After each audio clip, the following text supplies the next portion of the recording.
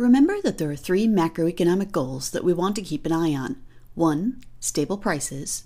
2. Low unemployment. And 3. High and sustained growth. We've already addressed goal number 1, stable prices. What about goal number 2, low unemployment?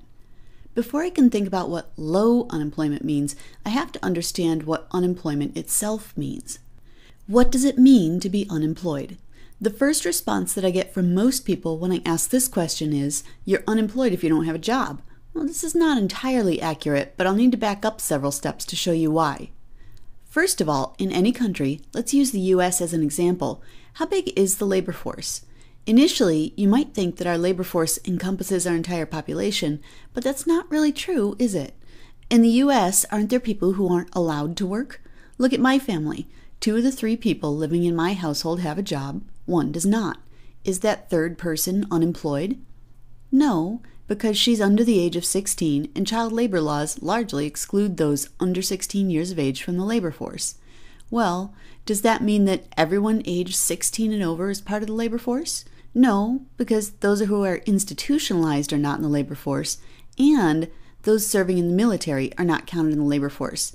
Are these people providing a service? Well, certainly. Is it a service that we sell, therefore generating additional national income like other goods and services that we produce? No.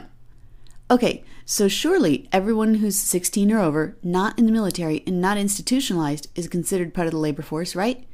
No, because now we get to those who choose not to be in the labor force. Retirees, stay-at-home parents, full-time students who can afford not to work.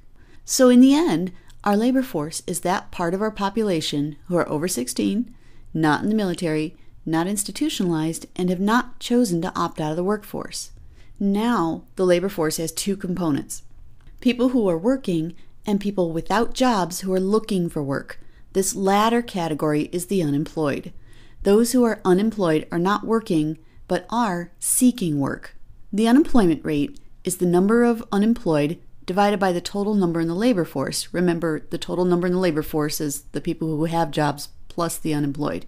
U.S. labor force participation is about 50%, meaning that about half the U.S. population is either working or actively seeking work. So in late 2009, the labor force was about 150 million out of a population of 300 million, and the national unemployment rate was approaching 10%. In the end, about 15 million people wanting to work were out searching for work. Next time, types of unemployment.